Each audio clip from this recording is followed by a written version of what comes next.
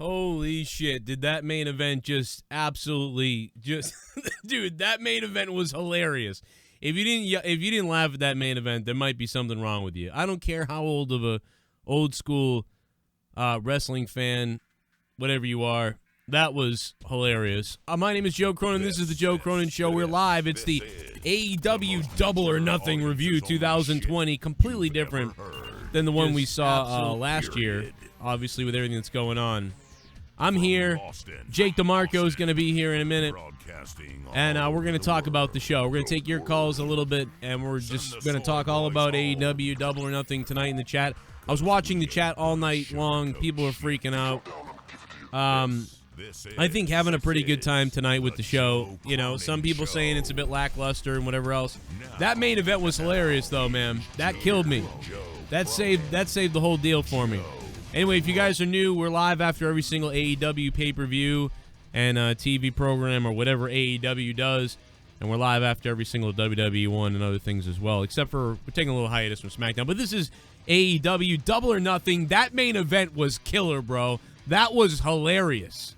All right? And maybe there are some purists that didn't like it, but based on everything going on in the world now, this is the stuff they got to do, in my opinion. I thought that was pretty damn good. We're going to talk about it in just a second. Make sure you guys hit that like button down below. I've got a lot of funny shit to show you guys tonight, too. Not just wrestling, but also other stuff as well. Plus, we're going to talk about other wrestling news and rumors around the world, plus the new TNT Championship. And, of course, it's not really the championship. The belt is not done. It is a working prototype, but they wanted to have something to represent the title tonight.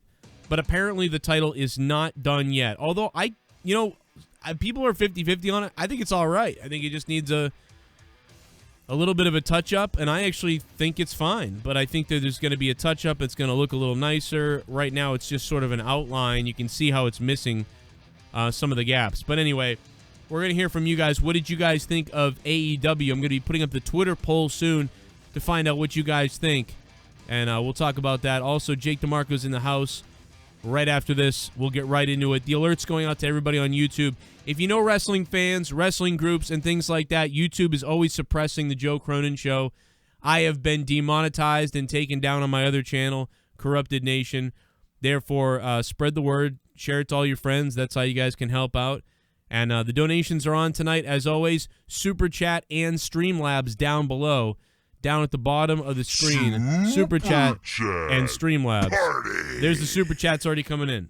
Best PPV during the pandemic, show out to JCS. There it is, man. MWM 2 times.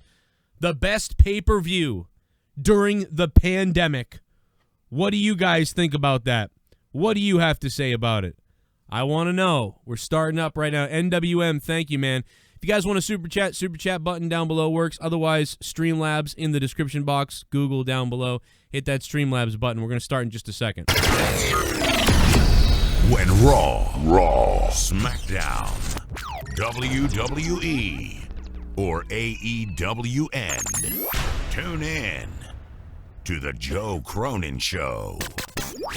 Live on YouTube for review and reaction.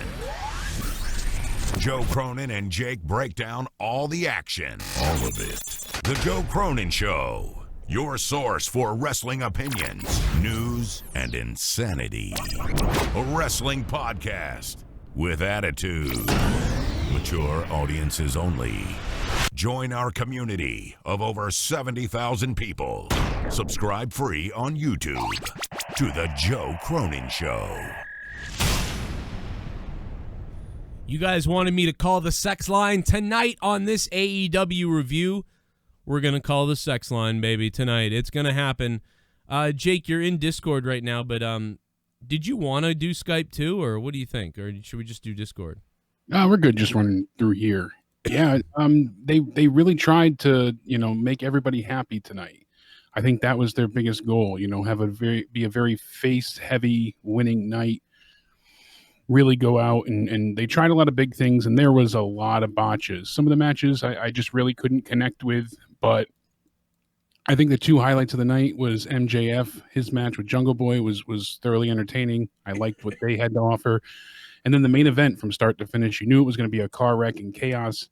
And they delivered on that in spades. They really worked hard to go ahead and give us something special and memorable.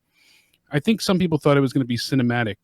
Danny kind of made a comment saying like, "Oh, I thought it might be what they were trying to do with the Boneyard match," but no, this was just a pre-taped, same type of thing they did on Dynamite, but they just upped the ante. And the ending was a hell of a spectacle, to see the One-Winged Angel go through, that height through all the tables and everything they had set up. That was a crazy ending. Yeah, dude, it was a crazy ending. They really needed that crazy ending too, man, in my opinion. They needed that crazy fucking ending. That just insanity to really put it over the top, because I was at about a 6 out of 10 tonight. But this was way better than Money in the Bank. The Money in the Bank ending, like, we shit on that. This was way better. I thought the terrible. Money in the Bank. And unfortunately, Money in the Bank was such a low bar that they could have literally just came out here and skipped and frolicked and blew bubbles, and I think we would have been more entertained. So yeah, I mean, dude, they could have came out in skirts and danced all night, and I think I would have applauded compared to Money in the Bank. Oh yeah, no, absolutely, man. And like you said, like, dude, I don't know, man, just something about what a lot of the people in AEW do. It's like everything they do, it's either funny or something like that. And it's really funny, man. It's and I'm okay with comedy, that's not an issue. It's when things get like really, really silly and stupid. And I don't think anything in the main event did that. I think that they went ahead and they had everything be pretty rational. It was a hardcore match, but they used every bit of the scenery as much as they could. And they had a few really good callbacks as Matt Hardy was changing characters.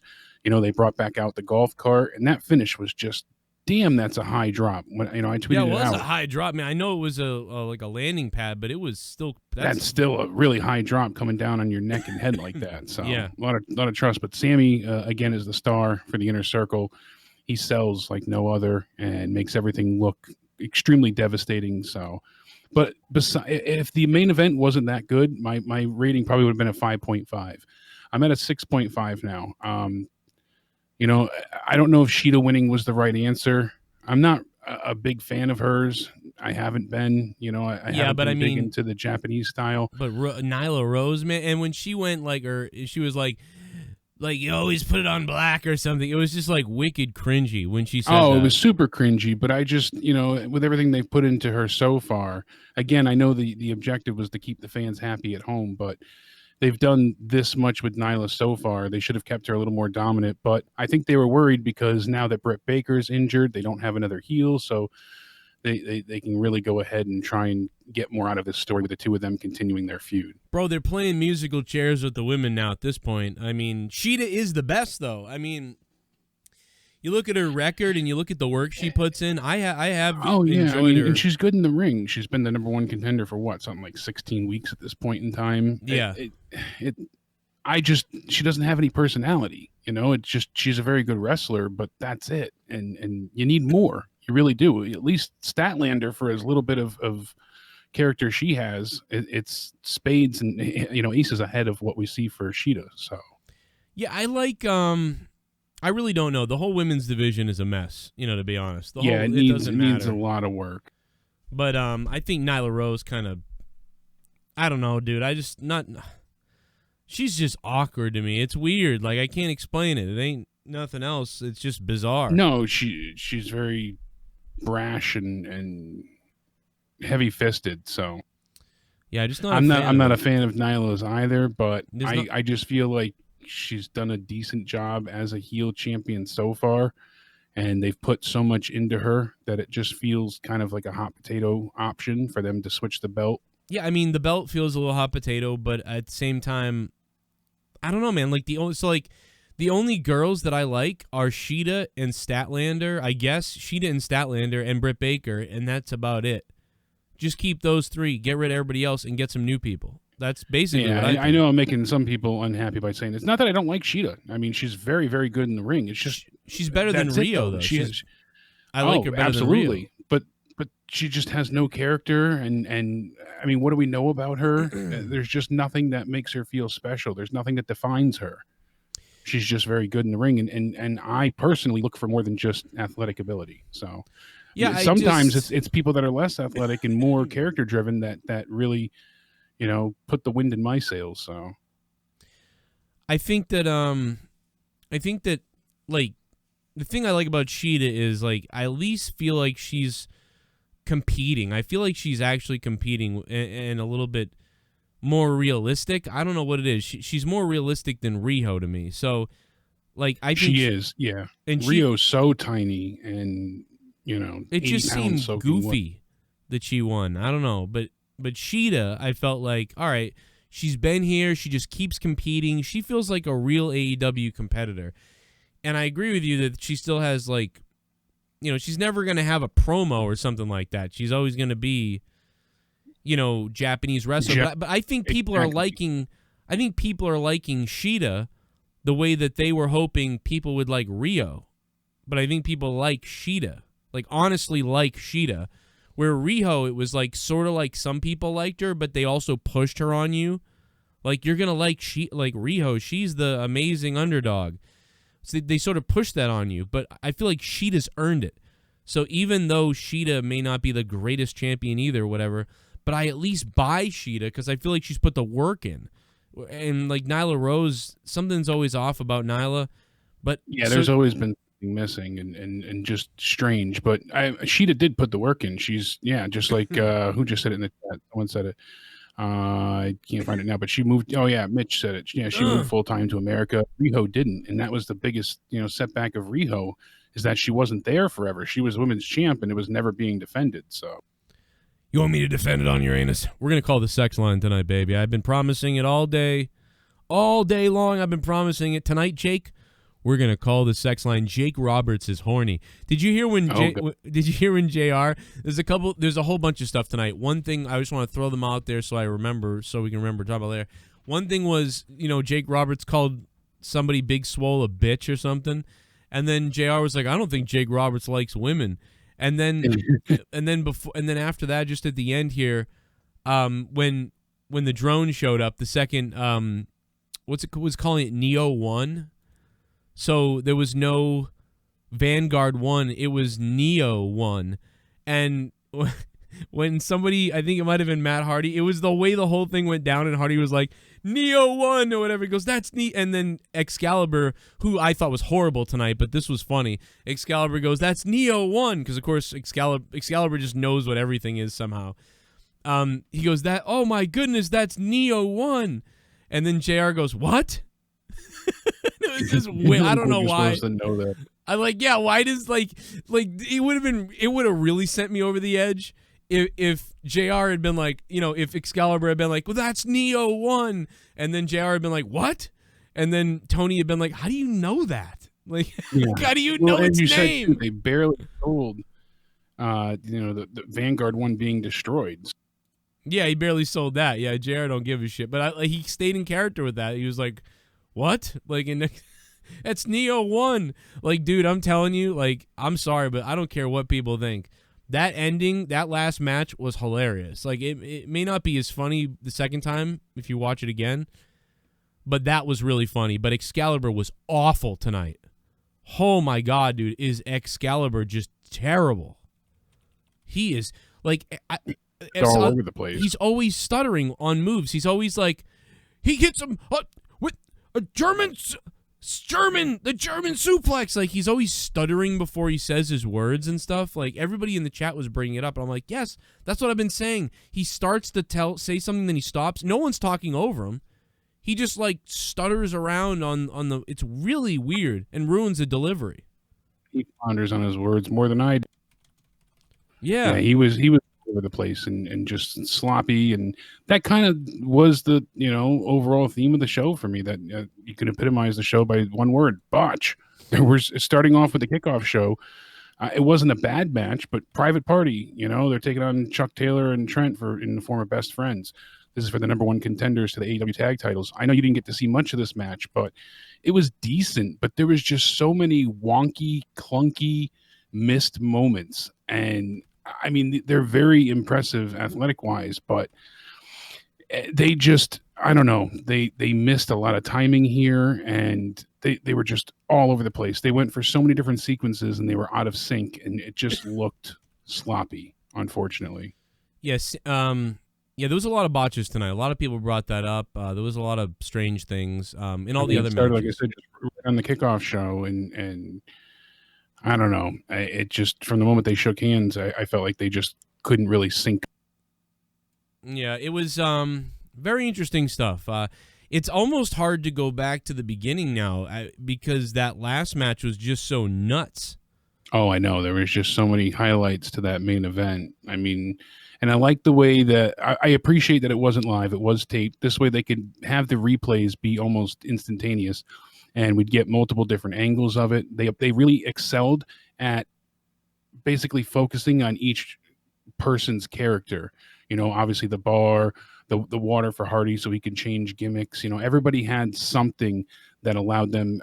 One of the Young Bucks, what was it, Matt, going all the way, doing, you know, sunset flips over and over all the way down to score a touchdown with the excessive celebration. There was a lot of funny and just innovative, inventive moments that really, you know, elevated the scoring of this pay-per-view.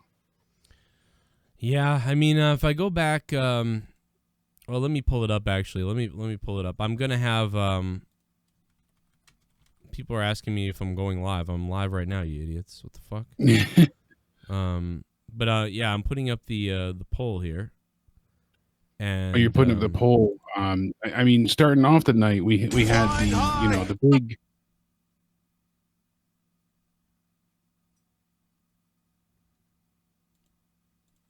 Uh-oh, hello? Oh, I thought I lost you there. I didn't know if there was donations playing or what. Oh. I'm used to not being able to. Starting off the night, we had, you know, the huge casino ladder match for the #1 contendership shot at the AEW championship. And, you know, Darby Allin, Colt Cabana, Orange Cassidy, Joey Janela, Scorpio Sky, Kip Sabian, Frankie Kazarian, Luchasaurus, and then a mystery entrant. And everybody thought it was going to be some WWE, you know, fired participant, and that wasn't the case. So, I mean, Brian Cage being there and then winning doesn't really do much for me. Some people thought it was going to be Rusev, Drew Gulak. I mean, there was a bunch of names coming out, but Cage winning, good for him, but doesn't really. I didn't watch him in Impact, and I know he was sidelined with an injury for a while, so most people didn't even speculate that he would possibly be a mystery person. I wonder how that would have played out in front of a full crowd, if the crowd would have ate him up, you know, and for him, you know, making his debut, or if that would have fallen flat. Would have worked better. It would have worked better, but not the best. It would, you know. I don't think most of the crowd, and that's the problem. AEW really expects all their fans to do their homework. So, I think this would have fell flat, just like the Butcher and the. It feels like they're lining up monsters for Moxley, like they're trying to get him like. Because he don't seem 100%. That belt don't seem the same, man. That thing on Jericho. I wish Jericho was still champion, and you know how much I really do like Jon Moxley, but I wish Jericho went ahead and just never lost the title. He should have kept it for, especially with all this coronavirus stuff going on. He was just so damn charismatic and made the belt feel special. Moxley, it feels like an afterthought, and especially for the fact that the belt was stolen from him, so he didn't even come out with it. So. Right. I'm not hating on this. I did enjoy things, but there was just I didn't care for Brian Cage. There was a lot of botches tonight that just really took me out of it. I'm sorry, but I feel like they went for these huge moves, and the payoff just wasn't worth, you know, anything. And really, I mean, that's what it came down to. So. Next up, we had MJF and Jungle Boy. That was an excellent match. Tons of great psychology here. They allowed MJF to look like $1 million without destroying Jungle Boy's reputation in the process. The poison run on the ring apron looked incredible. I mean, that just looked really, really painful. I liked that match too. MJF was actually unconscious at that point in time. So I think at one point my favorite match was the Cody Rhodes's. I think with whatever, what's his name? Lance Archer. Lance Archer. I thought they had the best match. Or was it him? Yeah, was it his match? Yeah, I think it was Cody's match. I was like, yeah, this is like the best match so far. The last 7 minutes of the match I was a huge fan of. But for the first 15, because it was a 22-minute match. It was a long match. Yeah, it was too long. I didn't care for it. I felt like, again, they were just, it felt more paint by numbers and didn't really have that usual oomph that a Cody Rhodes match has. Didn't have the drama or the drive.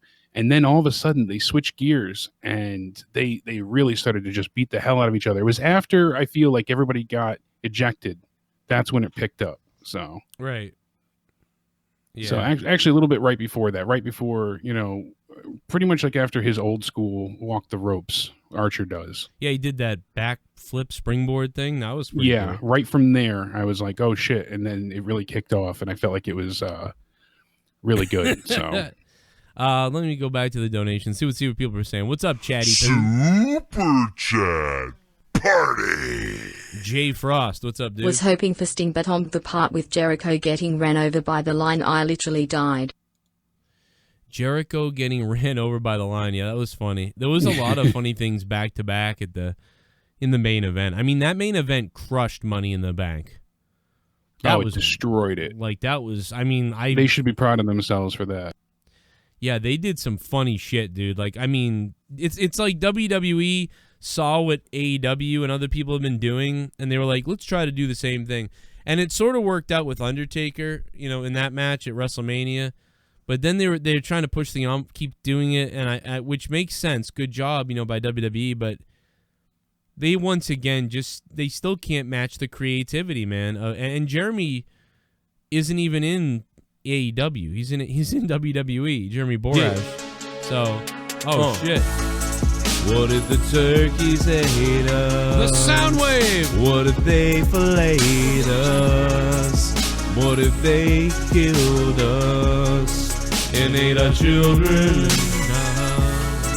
What if the turkeys ate us? What if they filleted us? If the turkeys ate us, if they had to hate us. Thanksgiving was a little bit different. Instead, the turkeys ate us. They gobbled us apart. But first they'd eat our nuts, and then they'd eat our butts. The turkeys ate us. What if the turkeys ate us?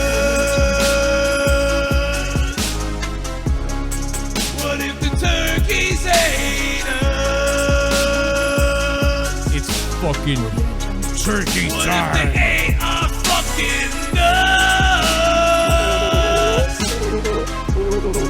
What if the turkeys ate us instead of mashed potatoes? Instead the turkeys ate us. What a fucking finish. That last match was different from anything I have ever seen. It not only saved the PPV but justified my purchase. But the PPV was dragged down heavily by Cody going over Archer emo. 7/10 overall for me tonight. Rock on.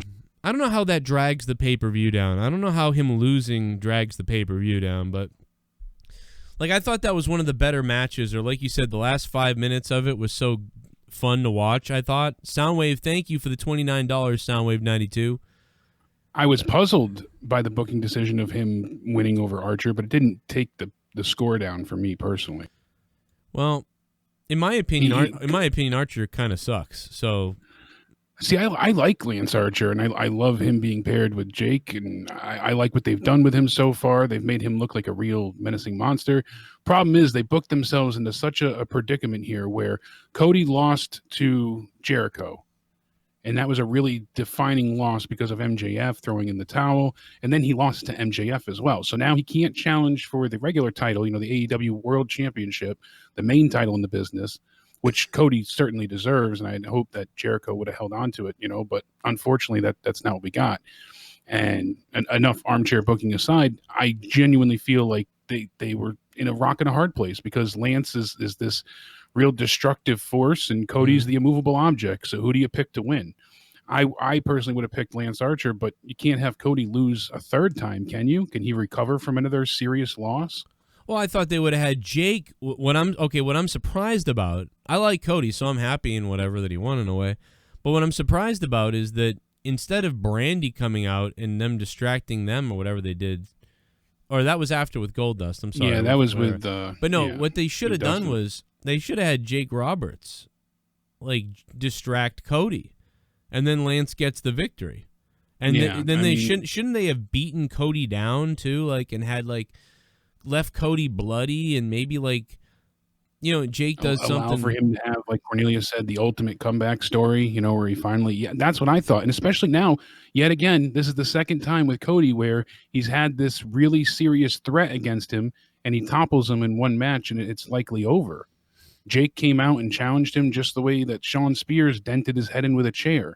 You know, we saw Sean Spears come out as this, you know, extreme force, crack and split Cody's head wide open with that chair shot heard around the wrestling world. Yeah. Everyone was up in arms about it, and he beat him in the next show, and that was it. It was done and over with. The feud was done. Now I feel like the same thing here. They had all this buildup of, you know, attacking Brandy, you know, putting the snake on her, all the comments and promos and everything against Cody from Jake, and now it's all right, it's over. They didn't make Lance Archer, you know, they didn't bury him because it took so much offense to put him away. I mean, they had 2 finishers to get the job done, but you know, Jake and Arn didn't, you know, they didn't touch either. Yeah, I agree, Steven. So I mean, there was certainly a bit of perplexing booking tonight, but still, the match was impressive for the last half. It was a bit too long, but I put up a poll. Tyson being there was just for the site of spectacle. Well, but it was still cool to see him. Even and he Tyson looks in yawned. great shape. He yawned in the middle of the match. Yeah, but it was great. But I did put up a poll. So I said, you know, double or nothing, awesome, okay show, bad. 75% of you so far have 66 votes on my new Twitter account at JCS Commentary on Twitter. By the way, I'm almost at 1,000 Twitter followers again, so thank you to everybody who's been following me back again. You know, so 75% really loved the show tonight, and 21% of you thought it was all right. And I think I'm in the 21%. I think I thought it was all right. I think it was all right. Without that main event, I would have given this a 6 out of 10. That main event moved it up to me like maybe a 6.5, 7. Because everything else was all right to me, and that main event was so hilarious. So, like, that main event moved the bar up a little bit. Just a little bit for me. It really did. Let's go back to the donations. Thank you, Soundwave. Pour me a beer. You've got a new subscriber. Oh, we got a Disney Everett. Thanks for subbing to the channel, man. Everybody pour him a drink. Milk or alcohol? Which one? I don't know. Depending on if you're Kenny Omega or Adam Page. Kenny Omega drank man juice is what it looked like to me. I mean, not to get morbid or weird on anybody, but I'll tell you what. It looked like a big cup of man juice. Here comes JD Venom. My name is Kane and I'm donating.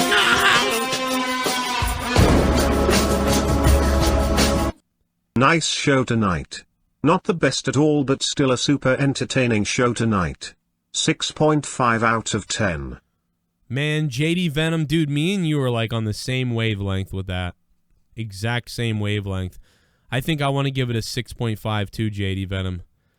I almost want to give him a 7 just for cracking me up at the end. You know how a lot of times it's how you go out at the end. And like it sort of erases, like the whole show to me was a 6. But that ending, man, to me made me laugh so hard that I want to give them extra credit. Soundwave, thank you. So maybe the show was a 6.5 out of 10, but Alejandro Fuentelba, Fuentilba, I don't know how to say that because I'm a dumb Irish person. But Alejandro, what up, Alejandro? Thank you for the sub, man. What's going on, brother? Let's butcher people's names tonight as they subscribe to the channel. Thank you, Alejandro. Shit bum. Everyone complaining about the TNT title. Look, you act like there is no pandemic going on. Obviously the belt is unfinished as far as empty arena shows. AEW is miles ahead of other companies. Absolutely right now. AEW's killing it. James, thank you for the donation, James. What's going on, man? And yeah, we're going to, by the way, we are going to take your guys' calls in just a couple minutes here. We're going to put you on the Discord. You just got to log into Discord and join us, and I'm going to put the thing up in a minute. But yeah, dude, like they killed it as far as that goes. And the belt isn't done yet. The belt actually isn't finished. People were like, the belt sucks or whatever. Yeah, the belt ain't done. That's not done. Show was good tonight, but it was also the worst AUPPV so far, 7/10. I would say overall, I think he's probably right. Pocket Aces, you're probably right. Yeah. But I would say the empty arena match was so funny that it was probably one of the top 10 things I've seen. But everything else... But if you take that out, everything else... Yes. I don't know if it would hold water. Yeah, everything else was subpar, though. Yeah, compared to... Statlander and Penelope Ford, thankfully it was short. They had a couple of moments where I thought one of them was going to die from botching. I mean, it was pretty scary. Dude, what is up with them? Remember the Poison Rana last week where she almost died, or like a couple weeks ago or something? Steve, thanks for hosting me. We are live on Twitch as well. In front of a very small audience on Twitch, but we've got a new Twitch follower. Oh, hell yeah! Take my pants off. Hell yeah, DJ. DJ, thanks for following on Twitch. That Hurricane Rana was quite scary. I thought someone was going to break their neck there with those two. Oh yeah, they've been scary, man. Like, and that the Big Bang Theory, even with the inverted pile driver, was like, shut up and bend over. Finish it. Oh my God, don't finish it. Please don't finish it. I'm going to finish it. Oh, yeah, yeah, yeah. Oh, yeah, yeah, yeah. Oh, yeah, yeah. Oh, yeah, yeah, yeah. Yeah, baby. Soundwave 92 again. Just an FYI, guys. The TNT Championship is incomplete. It was confirmed thanks to fellow member Steve Callahan that it's a bare-bones replica of the TNT belt, so it's not the final product. Thank God, because that belt looked like shit on Iron Mike's way. I don't even think the belt looked that bad to me. I thought it was all right looking, but I knew it wasn't done yet because they said so. The announcers told us. They literally said the belt's not done yet. So they had what they had available during this pandemic. And even to me, I sort of like that belt. Like if you if you make it a little better, it's a little plain looking, but I mean isn't that better than the 24/7 title? I mean, I don't know. I think much better. That green piece of shit. And this is an incomplete thing. This kind of looks like the NWA Television Heavyweight Wrestling Championship that Trailbound brought up to me, and he's right. It really does have that look to it. So.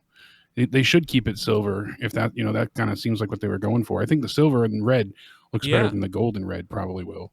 Yeah, I really do. I think they should keep it red and silver. I really do. I agree. I think maybe put some gold bling in the middle of it. And I know that gold and silver together, that's kind of a weird thing sometimes, but maybe that would work. I like it if they upgrade this belt a little more. I'll be great with it. I think it's fine. But I don't know why so many people shit on it, but it's not done yet again. So even no matter what, it's not done yet. So yeah, that's why I said I'll hold off judgment until, we see it when it's finally finished. Right. It's not bad. What did you think of the Dustin Rhodes match taking on Shawn Spears? So I thought that was okay.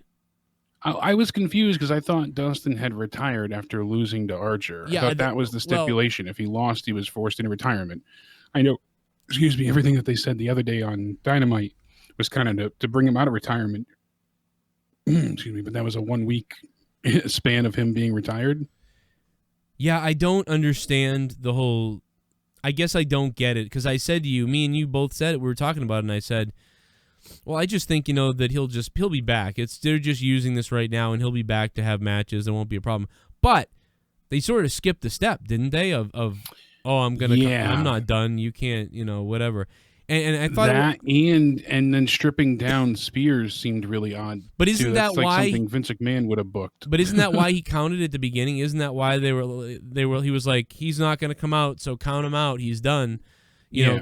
So I think they did. And then Brandy causes the distraction, and he comes up from behind. So they did answer it, didn't they? Proceeds to strip him. What's that? But so they did answer it then, didn't they? Isn't that the answer right there? Like, look, he's not going to show up. He retired. Like, just count him out of the match now because he already said he's done. Get him out of here. And then he does show up. So I think that they did complete that story. You know what I mean? So I think we're wrong. I think they Sounds like they did. What's the point of him announcing that he would retire if he loses? Then that really took the weight out of that stipulation. Now, anytime going forward, when someone announces, like, oh, if this is it, this is it. Is this not the second time? Is this becoming a gag with him? Because this is the second time, right? Yeah. So I just wasn't crazy about, all right, so Dustin's working over Spears and he's kicking his ass, and then obviously his ass is hanging out of his underwear. Wait a minute. Justin Smith in the chat says he would retire if he loses to Kip Sabian, not Archer. That's what Justin in the chat says. So if he lost to Kip is the correct thing of what he said. News to me, but if that's the case, then I apologize for being wrong. But I thought it was if he lost in the tournament, then he would go ahead and retire. No, I guess people are saying he specifically mentioned it to Kip Sabian. I don't know. That's what people in the chat are saying. I didn't remember either way, so I was just going with what you're saying. But that makes sense, though, at least, right? Because then why would you do that? So if he didn't do that, then that makes sense that we're wrong instead. Which is the second time we're wrong. Sense. So we were wrong a minute ago. So wrong twice in a row. No wonder it doesn't make sense to us. We're wrong. Flat out. 100%. We're just dumb. That's how dumb we are as wrestling fans now.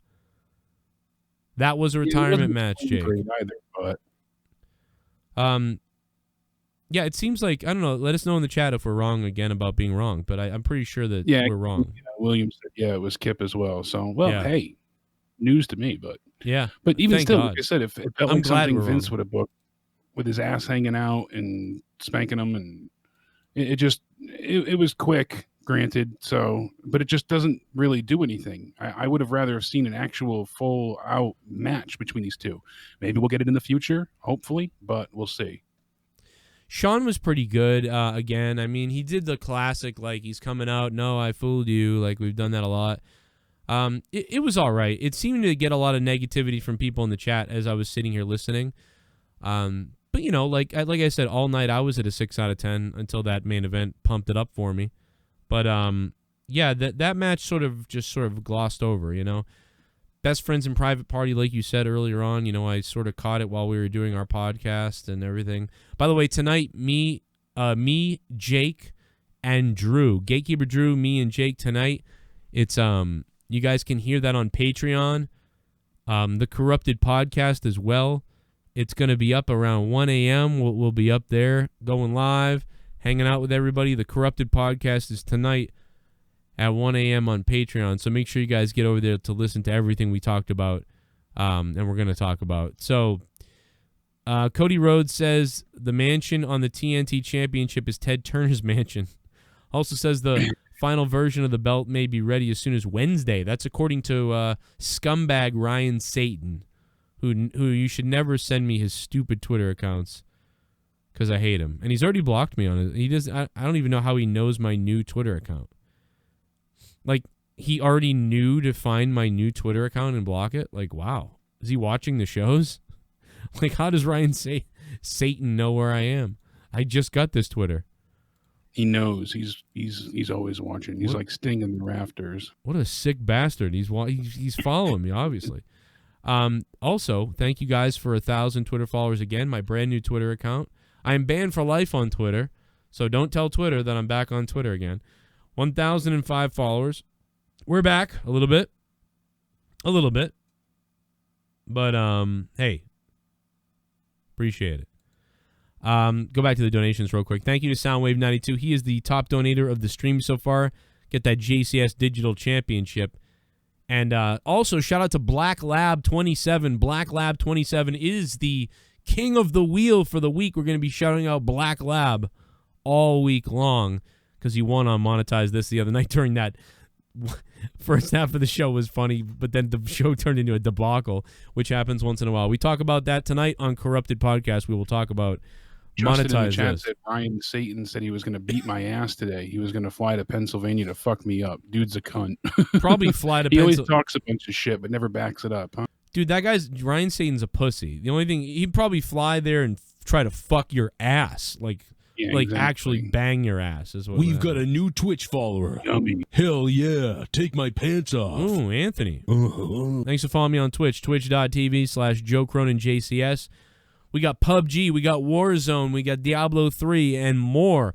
Wolcen and Halo. It's all coming Sunday night, tomorrow night on Sunday Night Gaming here. Oh my god, I'm so fucking horny. Oh my god, I'm so fucking yes. horny. Oh my god, I'm so fucking horny. Happy fucking birthday. Oh my god, so fucking horny. Oh my god, so horny. Oh my god, so horny. Happy birthday. Oh, honey, honey, honey. Donation, donation. Time, time.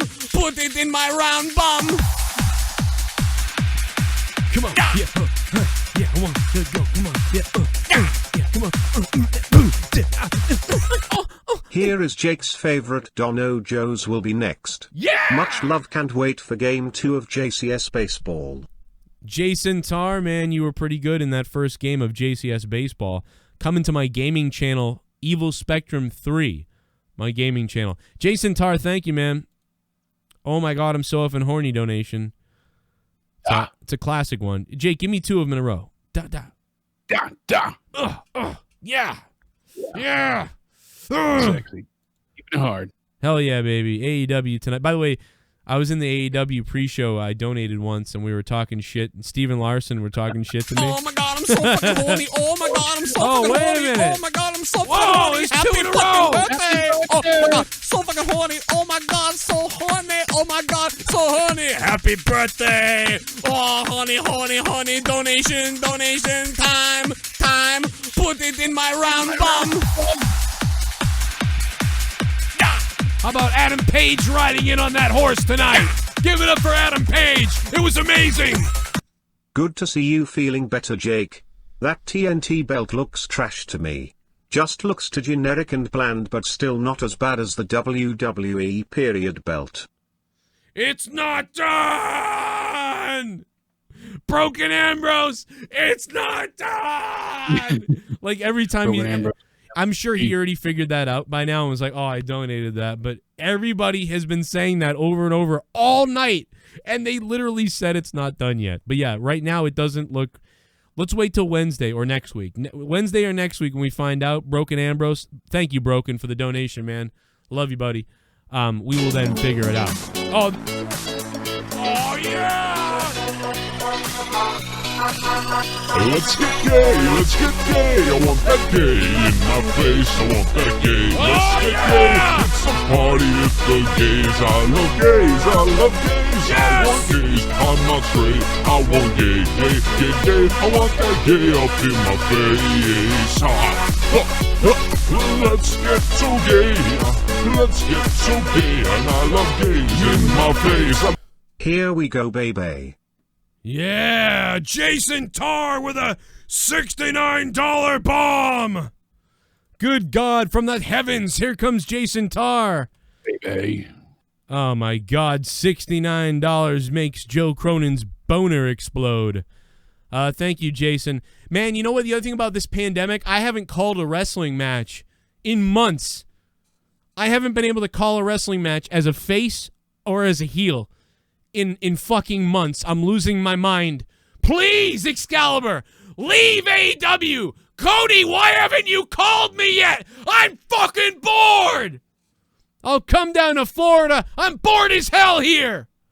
Come on, Cody. Give me a phone call or an email. Something. I'm bored. I'm losing my freaking mind. None of the wrestling companies are running around here, man. Please. Call me, Cody. For the love of God, get me out of this basement!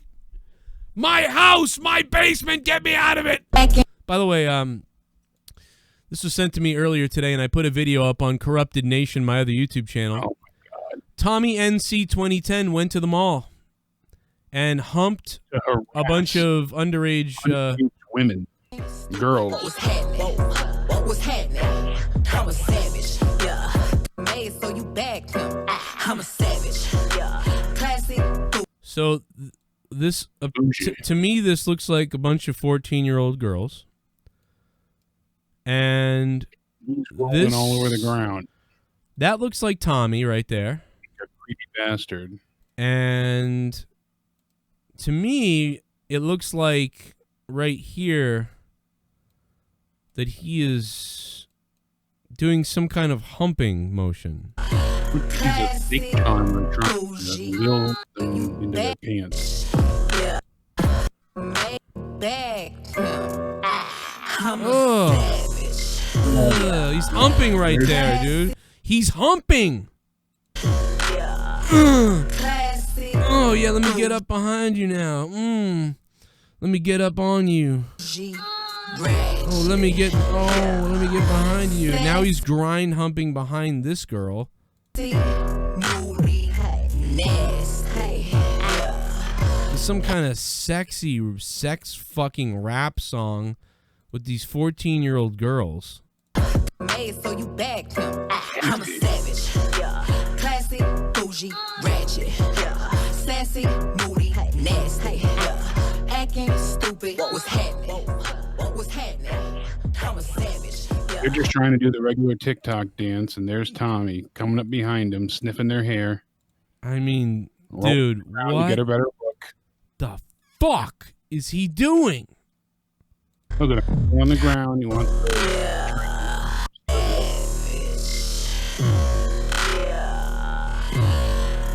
Classy, bougie. There's even girls moaning in this. Yeah, of all songs, talking about ratchet horse. Classy, bougie, ratchet. Sassy, moody, nasty. I'm a savage. Yeah. Made so you backed him. I'm a savage. Yeah. Classy, bougie, ratchet. Yeah. Sassy, moody. Wait a second. When he goes behind her. Oh, what is he doing there when he goes behind her? These kids are like 15 or 14 or something. Where are the parents? What the fuck, dude? What the fuck? Who's filming? That's what I want to know. Is that Hamza? Oh, right Creepy there. He bastard? humps at her. Oh, what is he doing there? Sassy, moody, nasty. Acting stupid. What was happening? What was happening? I'm a savage. Dude, I'm gonna throw up, man. Ratchet. Sassy. Oh, whoa. Nasty. Bougie, ratchet. Sassy. Ratchet. Oh, Sassy. Moody. dude. You know, Joe, I was trying to have some fun.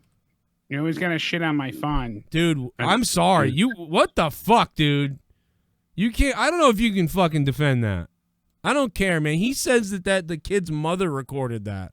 Who fucking let that, like, dude, if I seen that dude doing that to my daughters, a 28-year-old big fat fuck doing that to my daughters at the mall, dude, I would have beat the shit out of my wife.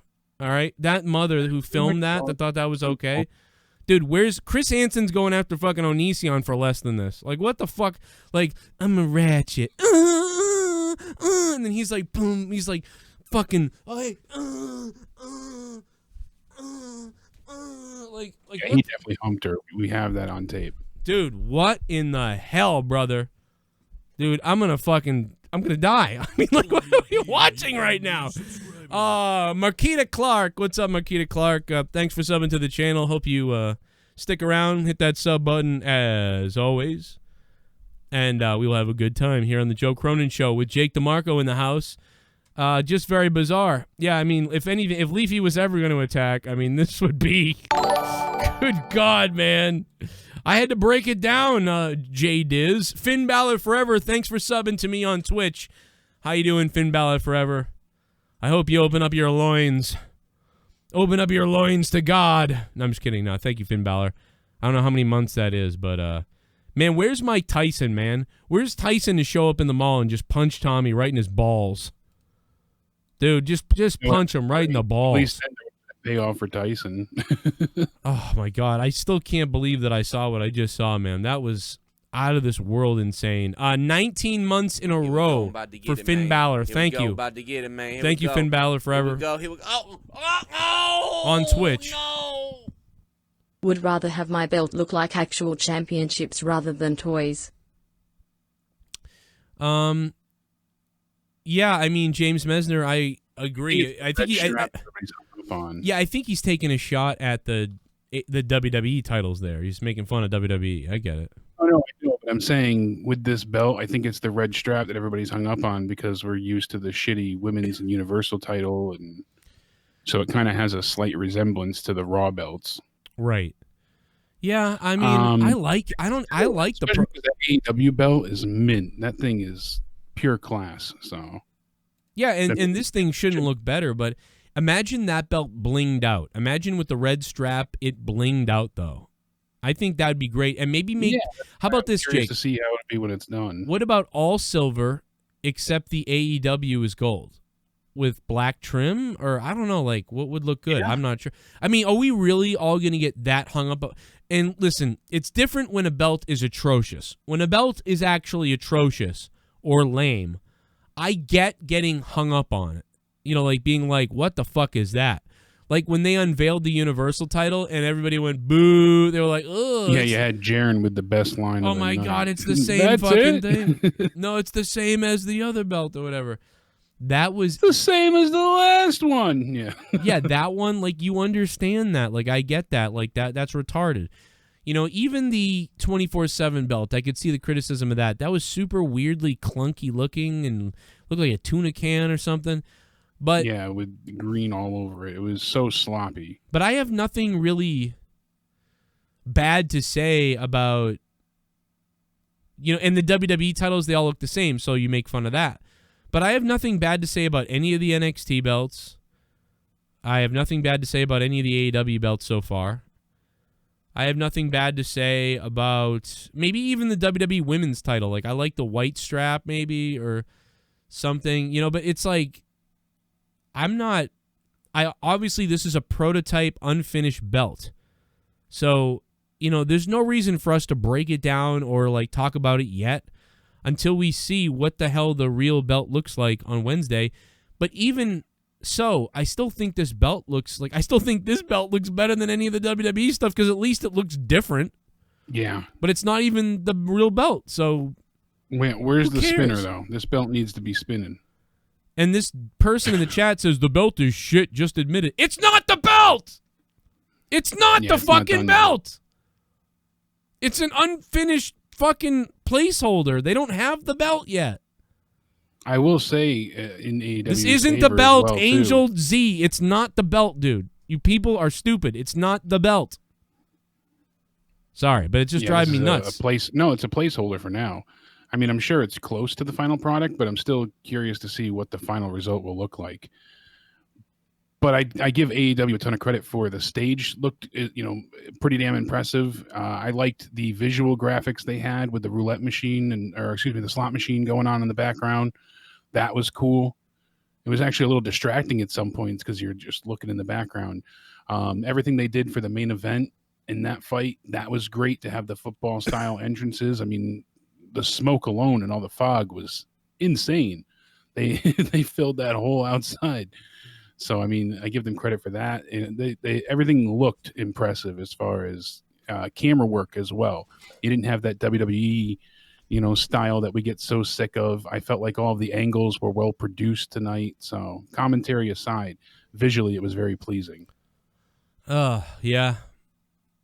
Commentary was, again, all over the place in AEW. It's sort of good and then it's sort of chaotic, and I think most people agree that they don't like Excalibur, though, usually. But then sometimes it's good that he's there for certain moves and corrections and stuff, but I feel like Excalibur should be in the back, like doing the stats, taking the notes, and then also whispering in JR and Tony's ear, and maybe if they had a third person on commentary and being like, oh, that's a Kamuki sunrise or whatever the fuck, and then JR could call it, like, you know, that way JR could call it like it really is the move. You know, JR could be like, he calls that a dragon butt fucker or whatever, you know, but instead Excalibur's there to sort of call it when he I don't know. I don't like it. I don't like him that much. I just can't explain it.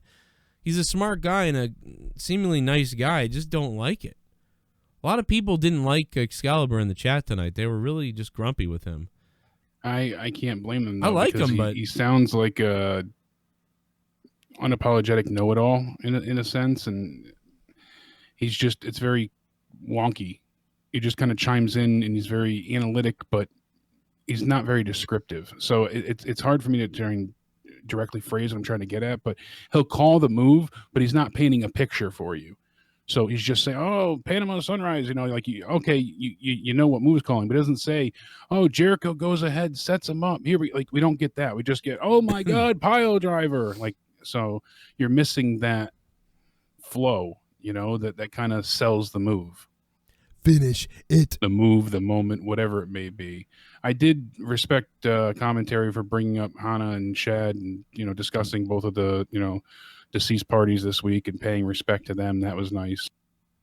Yeah, they really went brought that up and even said "Oh man, wrestling's been rough this week." I don't know too much. Yeah, absolutely. You had the anniversary of Owen's death as well, and everything that happened with Dark Side of the Ring, bringing that, picking at that scab. So yeah, well, I definitely think if people like Excalibur, that's cool, man. Because some people do like him, but just the mix of all of them together are a little bit bizarre. They really do. They need a heel commentator. I think Jericho was filling those shoes great. Cody Rhodes, anytime you want to call me, man, I'll come be your heel commentator. All right? Just give me a call, Rhodes. Let's make the ratings go up, okay? Let's just go ahead. Get me out of this basement, Cody. God damn it. I want to be over there, you idiot. You blonde-haired looking fuck. 6/10 from me tonight. I know you liked the Cody Archer match, but the build-up was around Brandy and Jake, and Brandy didn't even come out. Doesn't make sense to me. Zero payoff to that Orion mic. Yeah, Abner Kill, thanks for the $9.99. You would think that, again, that Brandy would have came out and Cody would have been distracted because Jake was threatening Brandy somehow. And then that somehow that would have cost Cody the match and the title. Yeah, and then Brandy comes out, and then Jake starts chasing her with the snake, and or Jake threatens DDTing her on the stage. He just holds her. There we go, and that's when Lance hits him from behind, gets the claw on him. Yeah, come on, I dare you to come up here and save her. Come save her. Watch this. Watch what I'm gonna do to her. Watch what I'm gonna do. And then but again, such Cody's a predicament no, with the fans because Cody's lost so many times. It's such a hard sell both ways. I would have preferred Cody lose here and then gone straight after the belt again, but not lost clean. So yeah, and I think if Cody, I would like to have seen him lose, as you said, via distraction, trying to save his wife. A little bit of chivalry goes a long way, and then from there they have this huge, big, cage match blow off kind of idea where they really just destroy the hell out of each other, a bloody brawl. Yeah, man, I think you're right, Jake. I think you're right, and they could have dragged it on another couple shows, whatever. And it would have made sense, and it would have gotten Lance Archer the belts, and I don't think anybody would have had a problem with it.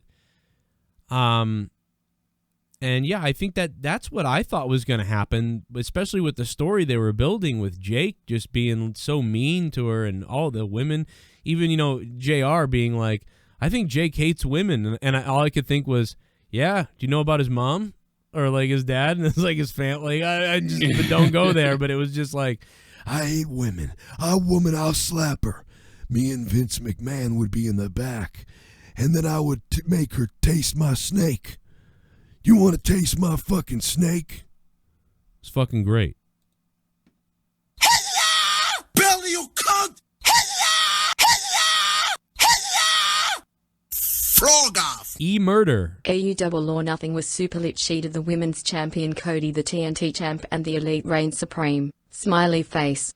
It was a face-heavy night, a good guy heavy night. E-Murder 99, thank you, man, for the $20 super chat party coming in. And that's cringe when I do that, but I just can't help it. AEW Double or Nothing was super lit. He loves it. Yeah, it's a little lame. I never liked that guy, Tony Chimmel, when he used to do that. I used to love that. I used to pop for that, honestly.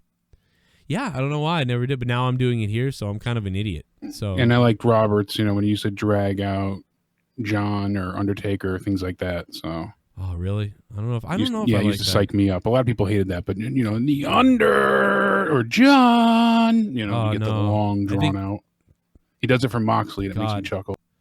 John, I don't think I think yeah.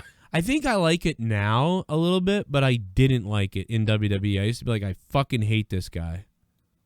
Which is weird, because when I met him, I told him I liked him and gave him a hug.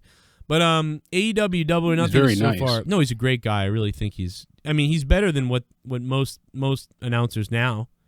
You know, I got in to speak WWE. to him at a show years back with Danny, and he was very, very considerate and kind towards all the fans. So Yeah, no, he's good. It's just I'm saying that I didn't oh like yeah, him. just an on-air talent, but He was something that bothered me, but the guy's got a talent. I like him.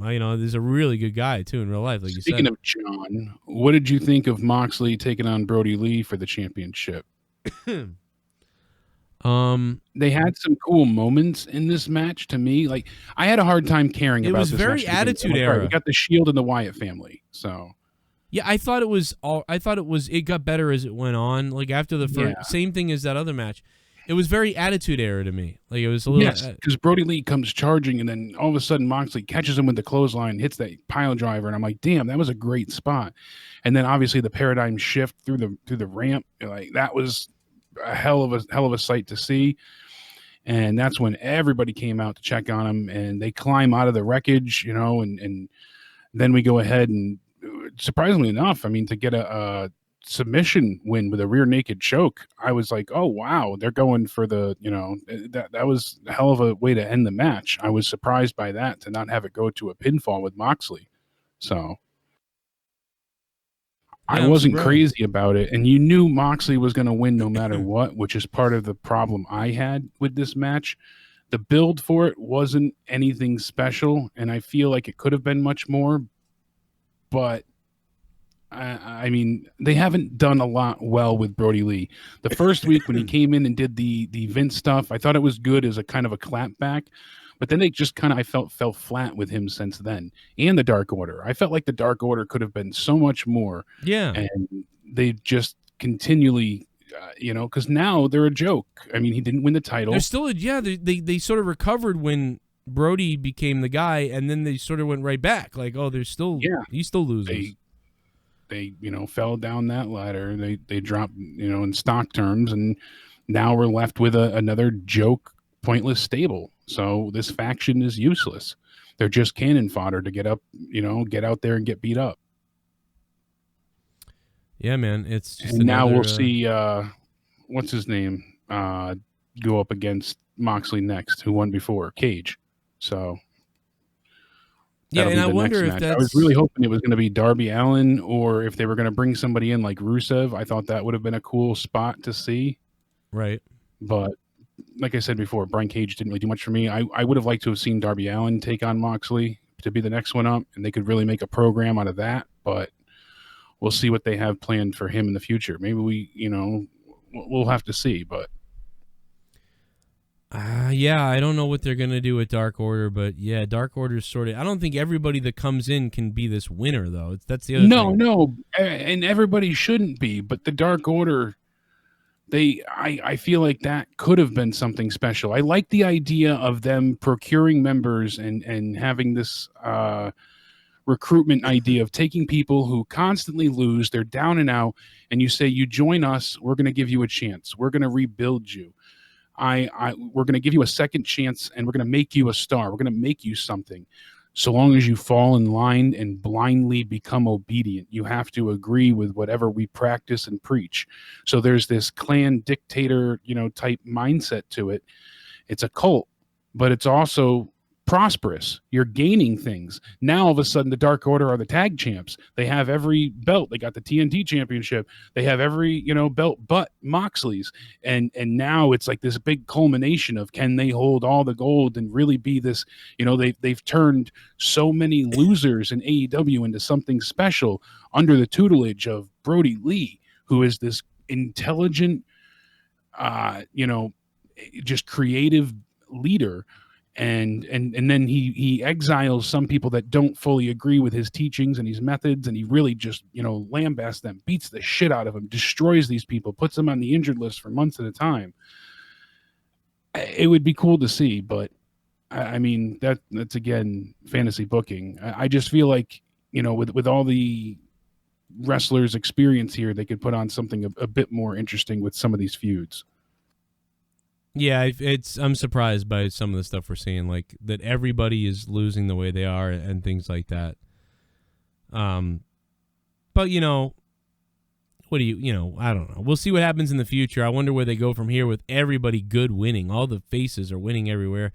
So you wonder where things are going to change or go wrong or go south or how they're going to continue to the next story. What else we got? Oh, a little bit of the bubbly. That's it.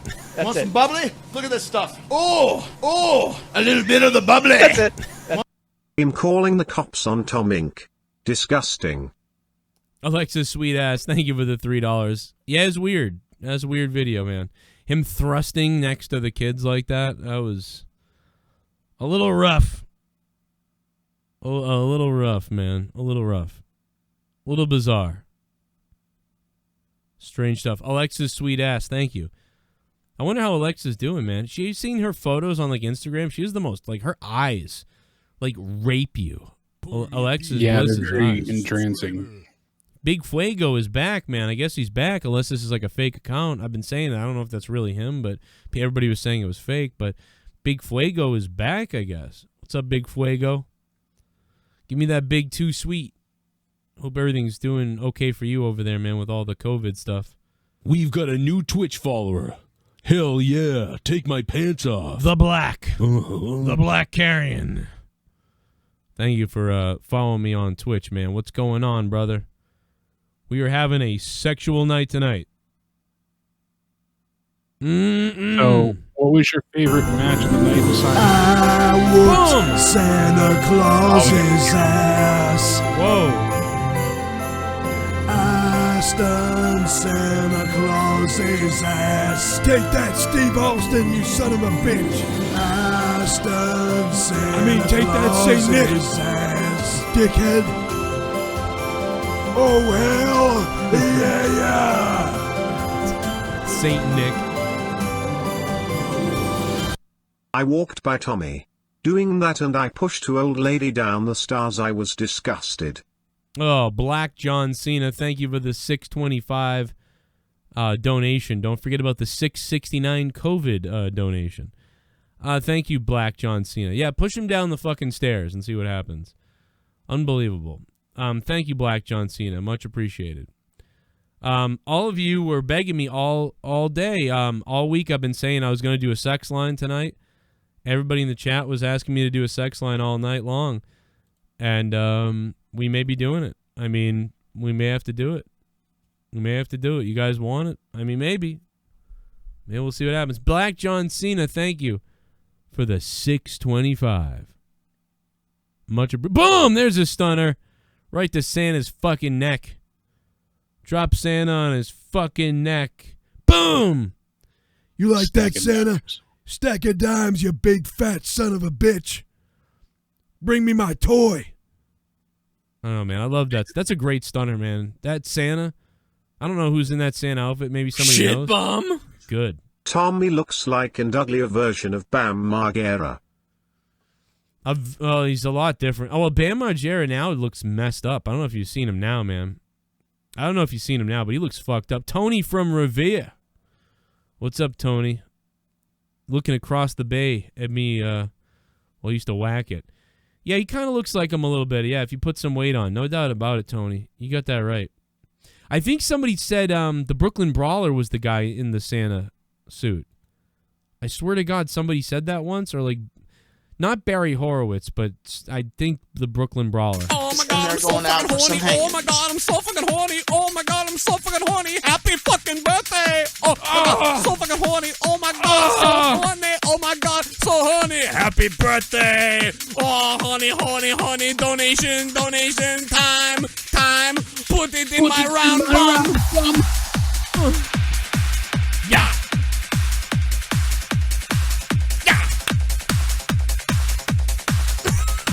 Yes. My last dono was before I knew it was not done. I'm an idiot. It looks like the old NWA US tag belt from back in the day, though. Yeah, it kind of does. Broken Ambrose. Broken Ambrose. It kind of does. It does Broken Ambrose. I didn't know it wasn't done either at first either. I was saying like, oh, okay, that's the belt. Wow, all right. Well, you know, I think it's pretty good. Not quite what I thought, but it's all right. But yeah, now that we know that it's not done yet, and there's more coming. So now, it makes more sense. If you guys want to sign up on Patreon tonight, Here's the link to Corrupted Patreon. You Tonight. like steroids, cause I like steroids. I got steroids, you got steroids. Allegedly. I put the steroids in my veins, put the steroids in my pain, put the steroids in my brain, then I fucking go insane. Allegedly. Jinder Mahal. I put the needle in my balls, needle in my balls. Jinder Mahal, Jinder Mahal. I'm big as a motherfucking goddamn garbage truck. Joe, thank you for giving me some entertainment. Last 2 years I've been listening and watching your stuff. I finally gotten around to say you're pretty dope. Oh. Spirit Infinity, Roy, thank you, man. Thanks for the 1999. Thanks for coming out of the woodwork, man. Like, I've seen you around for a while, I feel like. But yeah, first time with all the donations, dude. I appreciate that. Thank you very much for keeping us on the air, man. And for all the donations that you've been doing. Very much appreciated, bro. Thank you. So, yeah, thanks, man. And yeah, allegedly, we don't really know what Jinder Mahal really did or whatever. But yeah, AEW tonight, what was your favorite match? I think Jake was about to ask me that. And, you know, I think I was going with Cody Rhodes' match. At first, I was going to go with that. And, you know, then I don't know, the latter match was kind of fun at the beginning a little bit. But I'd probably go Cody Rhodes match or the last match, probably the last match, the football thing. I know that it wasn't very classic wrestling. It was so goofy and stupid, but it was great at the same time. It was so bad that it was awesome. And it was way better than Money in the Bank. That Money in the Bank match should have stole the whole pay-per-view for Money in the Bank. That should have been the standout star of the night, and it wasn't. It was bad. It was not very good. And tonight, this stood out like as the best thing. I gotta think. Then maybe Cody Rhodes' match. Then maybe Moxley's. I guess, you know, everything before the main event to me was like a 6 out of 10 at least. Like pretty good stuff. All right. And then the main event was so fucking insane that it was hilarious. So I guess I'd have to go with that main event, even though it's like I don't want to pick such a silly match like that, but it really entertained the hell out of me. So. Fuck it. I guess I got to go with that, man. The show was going to be a 6 out of 10 for me. I'd probably give it a 7 or a 6.5 now because that main event was just so funny. Like, at least it entertained me. That was a good way to end, too. I don't know, man. Cracked me up. Give me a hell yeah! Yeah. It's refreshing hearing the word belt, and the last 2 matches drove the PPV home. 7.5. Wow, man. Man of 1,005 holes. One of our longtime OGs. The last 2 matches drove the pay-per-view home. Yeah, that's kind of what I think, too. I pretty much think I agree with that. So, yeah, 7.5 out of 10, man. I think you're Billy, you cunt! probably right. Frog off! WWE fanboys in full force these days. This is why there's so much negativity in the wrestling community, because we can't just all enjoy quality wrestling. I literally am starting to hate wrestling fans on Twitter. I guess. I mean, I guess there's dickheads on both sides, James Metzler. You are right that there's dicks on both sides that will never like the other one, that just hate everything. And whatever. Yeah, I just ignore those people. Sometimes WWE has been good, but not much. WWE's been really bad. And AEW has put forth a much better effort. And that's just how I feel. You know what I mean? That's it, man. But if you like one or the other, I mean, cool, man. But yeah, there's definitely armies over there, man. I mean, get off Twitter, though. You know what I mean? Like, Twitter sucks. You know, that's the worst place. If you, Super chat. What a mess. Party. Twitter is a cesspool. You know what I mean? The shadow ban is real. You don't even appear on my subs. I have to click on your channel and choose videos to see. 3-year sub and Patreon. Yeah, man, you gotta sub to me on Patreon. Otherwise, you won't see my videos, dude. You gotta sub to me on Patreon. Because on Patreon, I send out an alert. And you're right, like, yeah, you can see, like, you can see other people, and I'm banned every single time. Every time I'm shadow banned, dude. I'm telling you, like, I've seen it, where I go to other people, and theirs is live, and I'm not. It's all the time, dude. super shadow banned. So, like, I looked at it earlier. Everybody I ever knew is showing up, not me. You gotta become a patron on Patreon. Plus, Corrupted Podcast is coming up. It's Christmas time. Gotta get the gifts. Santa's on his way. I wanna make a porn in Santa's sleigh. It's Christmas time. It's Christmas time. Let's get it on. It's Christmas time. It's Christmas time. It's a Christmas song. It's Christmas time. This is a fucking Christmas song. Yeah. I wanna fuck Mrs. Claus.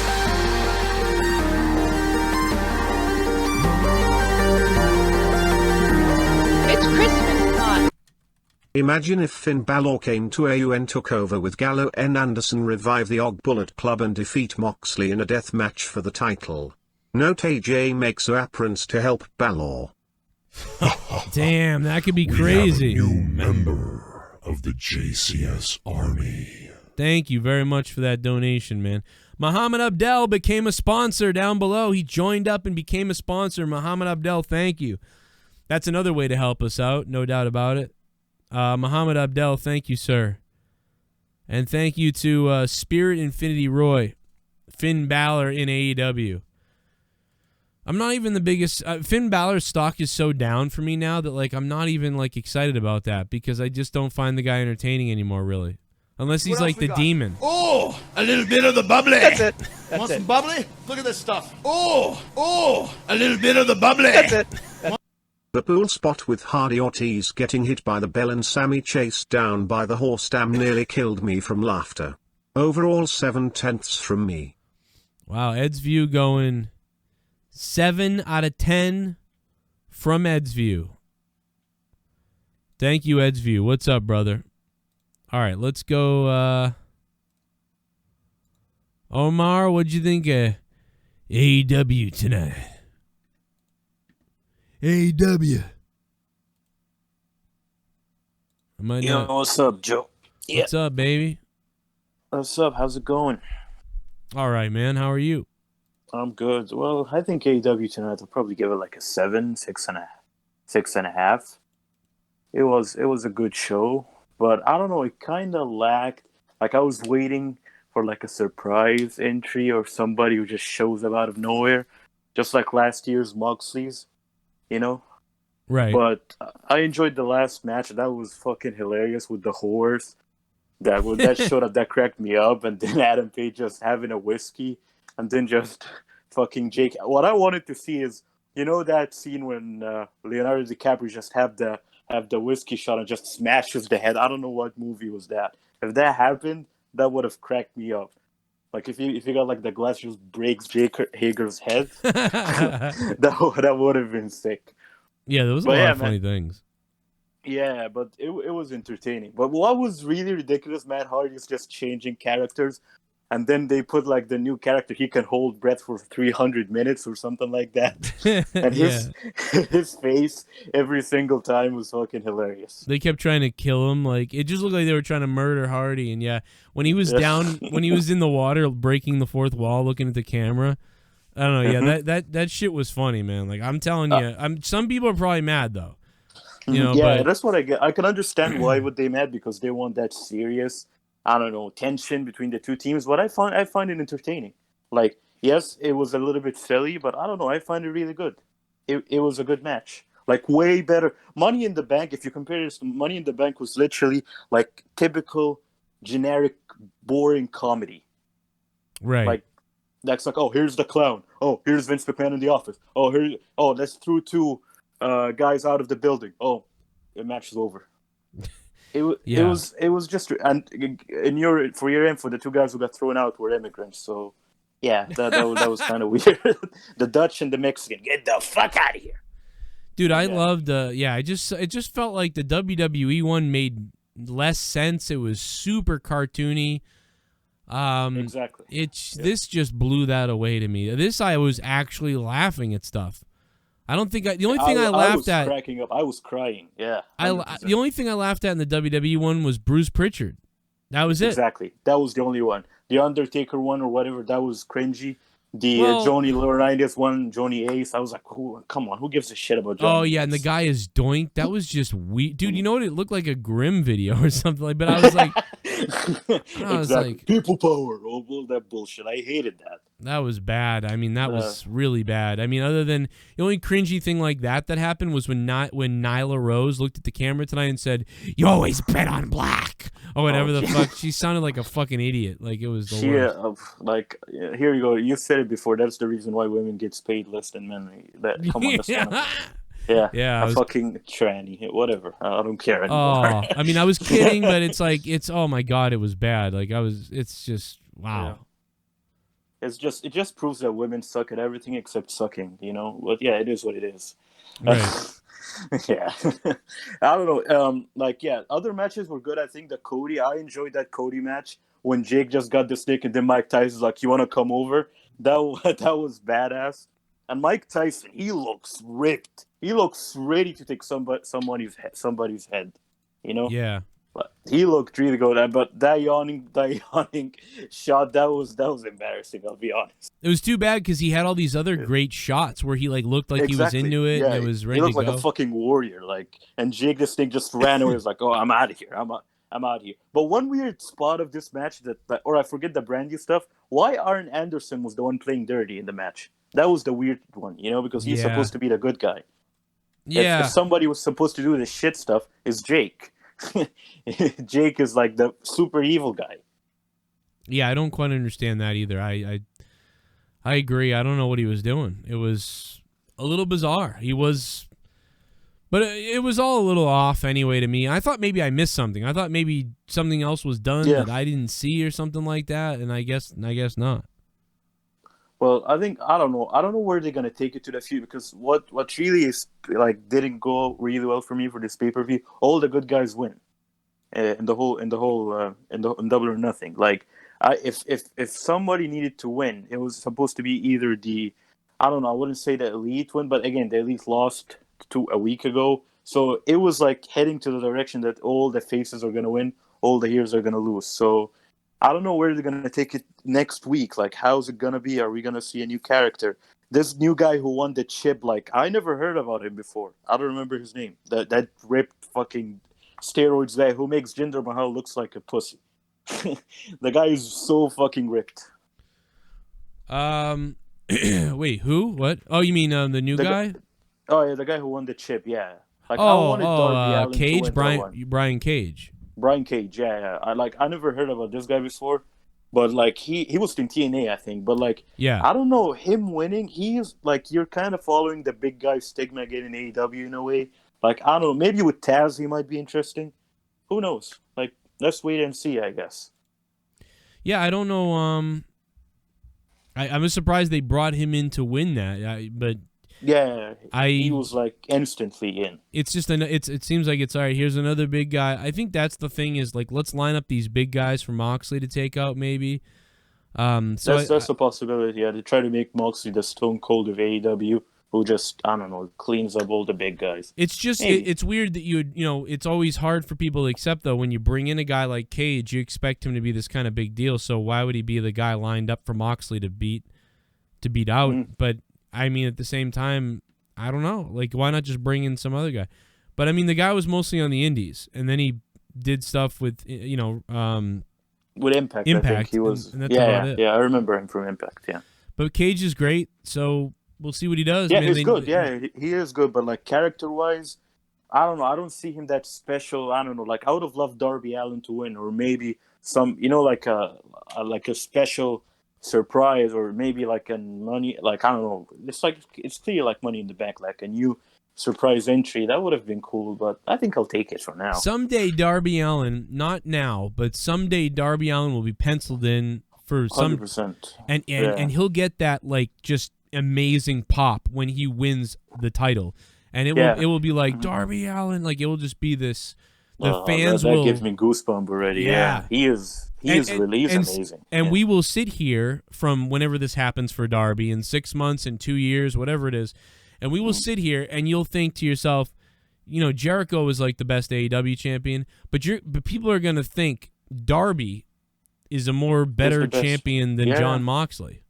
In my opinion, he has these capabilities because you look at his promo skills, look at the way he talks, his backstory, and everything is just lining perfectly for the guy. I love Jeff Hardy. I was a Jeff Hardy fanboy 10 years ago when he won the title against Punk and all that shit. I was jamming hard on this shit. For me, Darby Allin has way better potential than Jeff Hardy right now. And again, remember, he's 25, 26? Yeah. He's really young. He got years and years. And he's incredible. He maybe they're saving it maybe for when the fans come back and this COVID shit is over. So maybe he can have a proper pub, and I hope it's great. I really do. Because I don't want him to be a mid-card type of guy. I want him to be the main shit. He really deserves it. I think so. I think he'd be good as a TV champion for a while at some point too, but they may just keep him. They may just put him in all these crazy matches and just let him keep accruing this love from the crowd and whatever. Looks like Texas didn't like the show. Tex, what up, Tex? Howdy, Joe. What's going on, brother? What's up, man? Hang on, before I get into the wrestling, somebody go to Black Mountain and go knock on Tommy's door, because there's a reason he's not in the Crystal or Dead Bag. Because we might need to check his basement. I'm just, not saying, but I'm saying. So very strange anyway. Very strange thrusting like that next to girls at the mall. I have 3 teenage daughters, and much like you said, Joe, if I saw him doing that, I'm taking a gun to the back of his head. I'm not asking any questions. So, dude, I mean, I'll let him sort it out later. Yeah, I mean, I wouldn't go to the gun, but I would slap that guy. I would slap I'd slap my wife around. Be like, what the fuck were you thinking? It was okay to record this while he gets behind our girl and he throbs. Got behind that. He kind of humped the first one, but he got behind the middle one and was full raging like he was ready to just tear something up. Yeah. Hey, they were. I don't know how old they were, 14 or to 16, somewhere in that range. Looks 15, 14 max, I would say. Right. Yeah, it's disgusting. But anyways, on to the shit show of a pay-per-view. I'm about to piss people off. I'm going full hill, so, get your popcorn ready. If this is you call quality wrestling, I'm sorry. This is ridiculous. You have Goldust pulling down some dude's pants, whipping his naked ass, and the front of his underwear has Tully Blanchard on the front of them. Really? Yeah, that was a little weird, but I don't know, man. I'm just so bored. I'm all for comedy and telling a story. I grew up in the Attitude Era. I saw many funny, crazy things. But even WWE wasn't putting that on the front of people's drawers. Really? I mean, this is ridiculous. Well, you have Cody. I thought it was funny, man. I was like, obviously it's insinuating that there's some kind of gayness with him or something. So I don't know. I thought it was hilarious, but that's just me, Right. Well, the fact that they charge $50 for this shit show is amazing. That just tells you how blind some of these AEW fanboys are, that they won't call this out. If WWE had presented a half-done belt and said, oh, here it is, and I understand it's a placeholder, but if WWE had done that, they would have ate them alive. And I'm not worshiping WWE either. I'll call them out equally as I do AEW. Well, you're right. Some people, instead of saying, guys, is a pandemic and it's not done yet, they would have been like, they can't even do this right. They're a $1 billion company or whatever. So I get what you're saying. Now, there were a lot of people shitting on it. There's people still right now saying that belt sucks ass. And I'm the one saying, dude, it's not done yet. It's not. So people actually think it's the real. I like the red design. The red and silver looks cool if that's what they're going with. Now a gigantic TNT plastered all over the front. That's a little much. I think I would like to see that a little smaller, but maybe it's a prototype. Hopefully we'll get something better on Wednesday. But why not say, hey, we're having the match tonight, and the winner will be presented with their belt on Wednesday to get you to watch the show then, instead of showing us a half-done piece of crap. Do something like that. But this is, like I said, I'm all for the story. I'm all for the Stampede match. That was fun. I enjoyed that, seeing the different Hardy stuff and everything else, as much as I hate Kenny Omega and all that shit. That was enjoyable to watch. But this is not a $50 product. Yeah, I don't agree with the $50 either. I don't even know if anything is really on pay-per-view a lot of times worth $50. Right. But yeah, I would probably say that to me this was $19.99. Like $20. This was worth about $20. But I guess I didn't hate it like you did, but this is one of my lowest rated, if not the lowest rated AEW pay-per-view. But if it wasn't a pandemic and they were doing some of this, I'd be like, wow, yeah, you're going to get some over-the-top stuff. But I sort of like that. It's just way better than WWE. To me, WWE is at a 3 or 4 out of 10. This show tonight is more of a 6 out of 10 to me.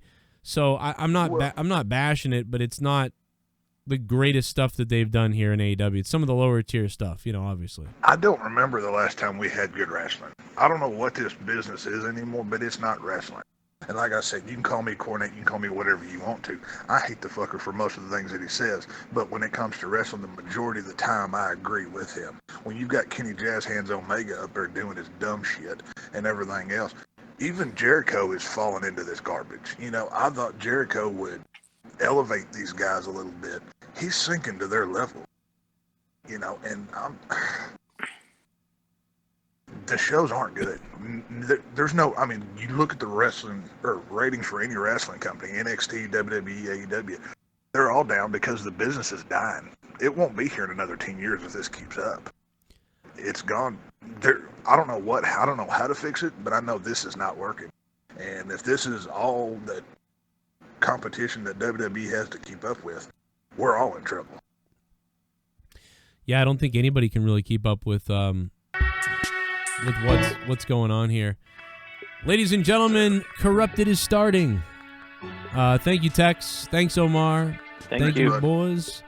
Thank you. Kisses.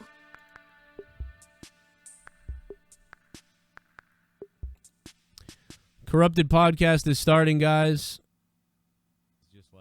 It is live. We are live on Patreon. So get on over to Patreon now, as it's starting up.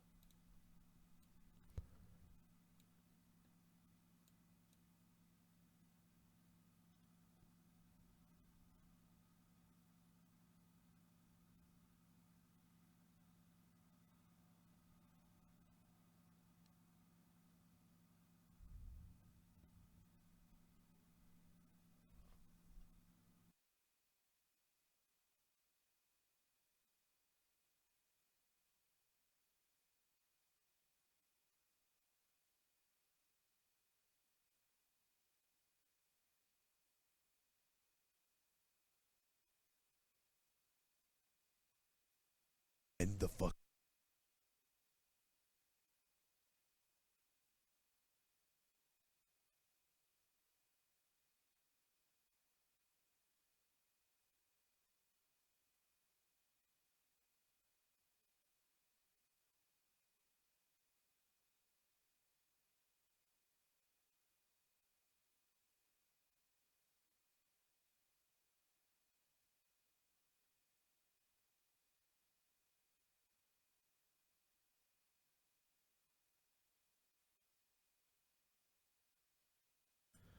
Okay, hopefully everybody is went over to the Patreon and got wet. Hopefully everybody's going over to the Patreon and got wet.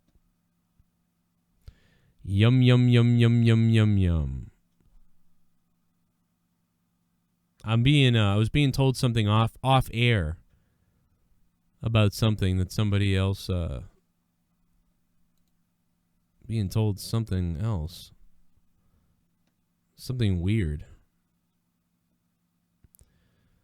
Yeah, maybe we'll save it for Monday, because I'm being told it got ripped off a little bit, to be honest. Huh. Right as I announced it all week. That's weird. Anyway. I will be on Patreon, guys. See you guys over there. Come on over to Patreon.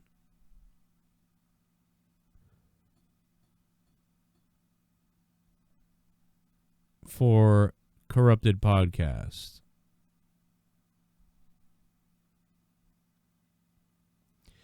And then I'll be live potentially with some extra bonusy stuff. See you guys Monday night for the Monday Night Raw review. See you tomorrow night. Everybody, I'll be live tomorrow night for, I got to play the rest of the donations. I'm sorry. I was all distracted with trying to figure the corrupted stuff out. We'll be live tomorrow night with Sunday Night Gaming. Super Chat Party. If you want to get a donation in, try to get it in. I tweeted you a video of the shadow ban. Show it. Of the shadow ban? How do you see the shadow ban, Patrick Crawford? Really? Check this out. Shadow ban evidence. Oh, yeah, I've seen it before. I've seen it myself. Let me see here. Oh, yeah, dude, I see that. Yeah, it's crazy. That's nuts, dude. It's fucking crazy, Patrick Crawford. What's crazy is we weren't shadow banned earlier. We weren't. We were being pumped out everywhere. I think it's the swearing, dude. I think it's saying certain things. Like when you say certain words. There's a couple of things I'm going to try later, and I'm going to test them out, I guess. I swear to God, it's like it's the swearing and stuff or something that gets it, because it's like it's not banned, it's everywhere, and then it disappears after like 20 minutes. It's so bizarre, man. I don't understand. Jason Tar, 17 months on Twitch, man. Thank you so much for that. Thank you very much, Jason Tar. Much appreciated, bro. Much appreciated, dude. Thank you.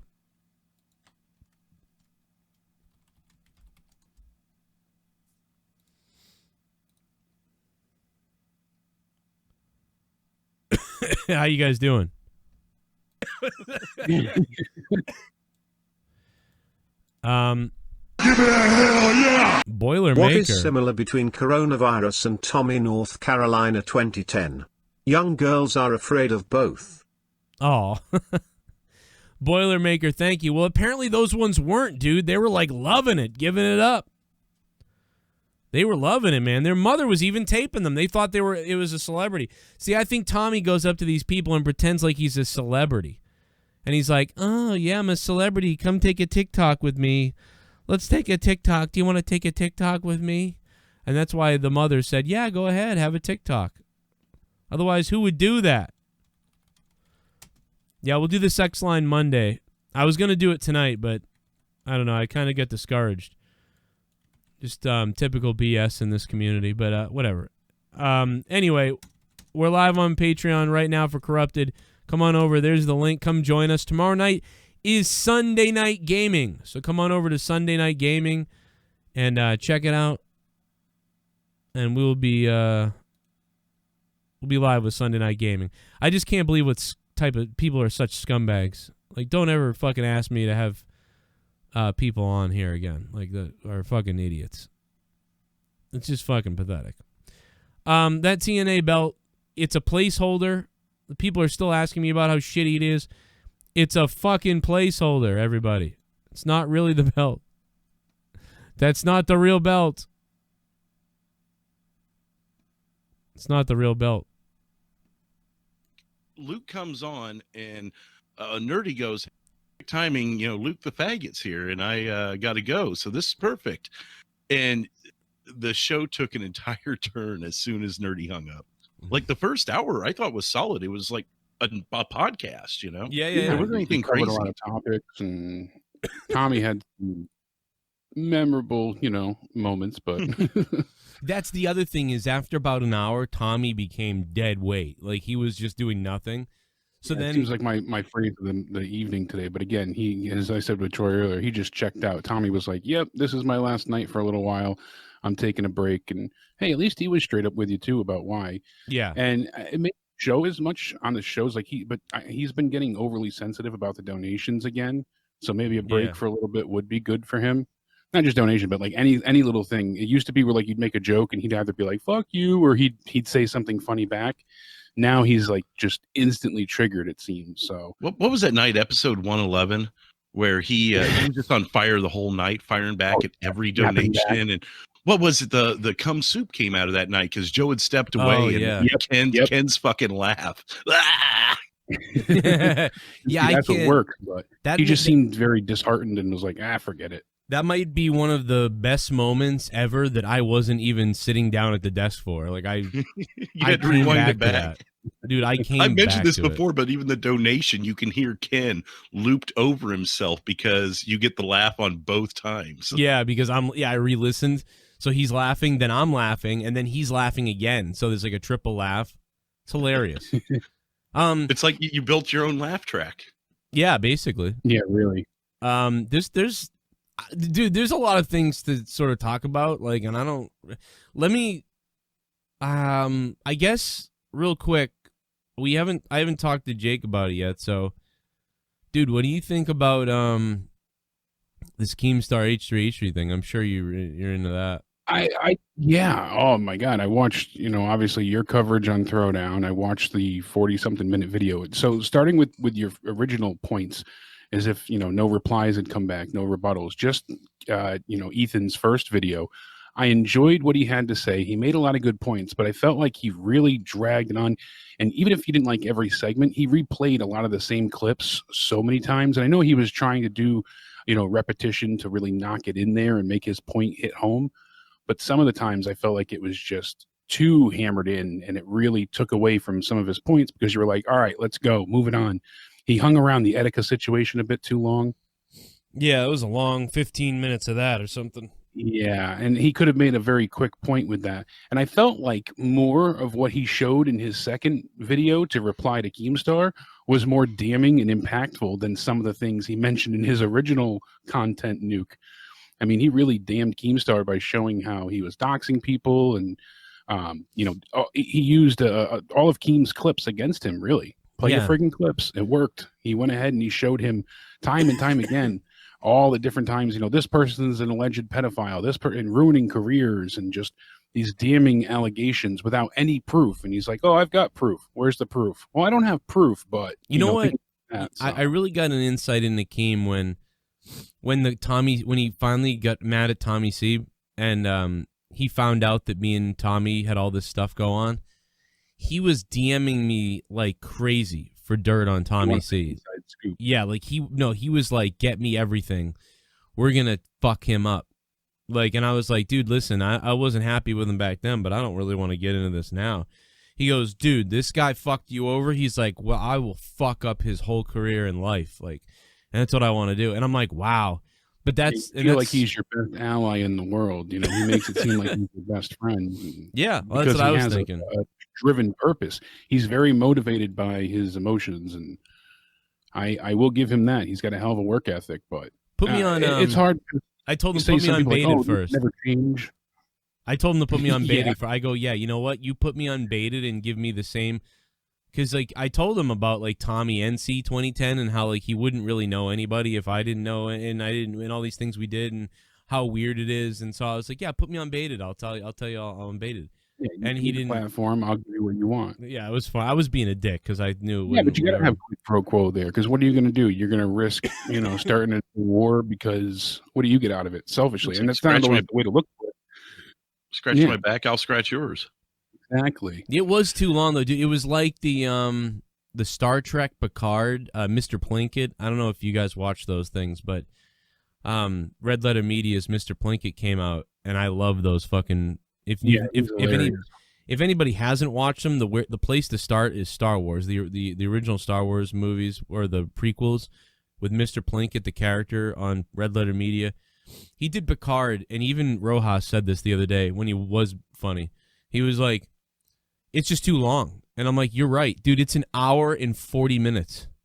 Yeah, like his episode 9 coverage was like what 2.5 hours, I believe. It was really dragged out. But I thought, like, for Star Trek Picard, I thought like the Mr. Plinkett review thing was going to be like 40 minutes. I was like, all right, it's coming out. It's going to be 30 or 40 minutes. And it's like an hour and 45 minutes. And I'm like, what is an hour past, exceeding your expectations. But and even those expectations were like long in the tooth. I keep watching it thinking like I love Mr. Plinkett and it's kind of funny.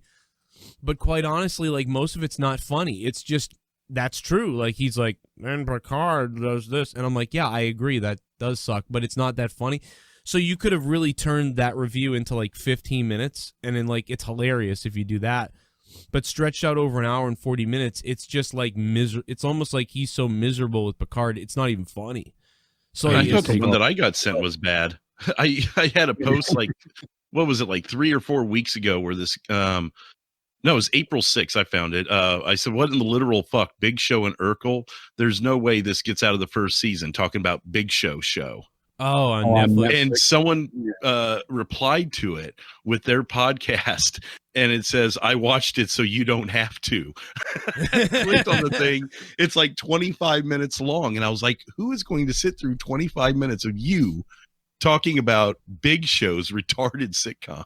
But dude, isn't that the fun? Like, because that show looks so retarded that I want to see it. Like, that's the thing. Like, so I feel like 25 minutes may work. It just depends on how engaging it is. I gave it about 2 minutes, and it was just this dude. He looked like fucking Kid and Play or something, sitting there in his room, looked like a fucking library, and he's it's a awkward show. And I mean, he seemed like he was doing okay. I was just like, I don't have time for this. I didn't even watch the show yet. I think a watch along would be better. Like, because making fun of him, like here's where Big Show overacts for the 7th time in the fucking first 10 minutes of this episode. Yeah, here's another heel turn. Yeah, it's like Rojas the other night. Dude, he was fucked. I got to go back to that. He was so fucked. Oh, my God, yeah. Dude, did you hear me? Drew, when I hung up on all you at the end, I was like, I got to get off. I just got to get out of this fucking call with everybody. I hung up on everybody. Dude, when it was like he kept digging the hole, and I got to go back. I know we started with this, but I'm going to bring it full circle. He's been so good, and I don't want to I want him to know he's funny, because he really is. He's been hilariously funny. Like when he's that self-deprecation that he brings at times is just fucking deadpan perfect. When there's nothing to talk about, like when you don't know what the subject is, or he hasn't seen the subject yet, I think I figured it out with him.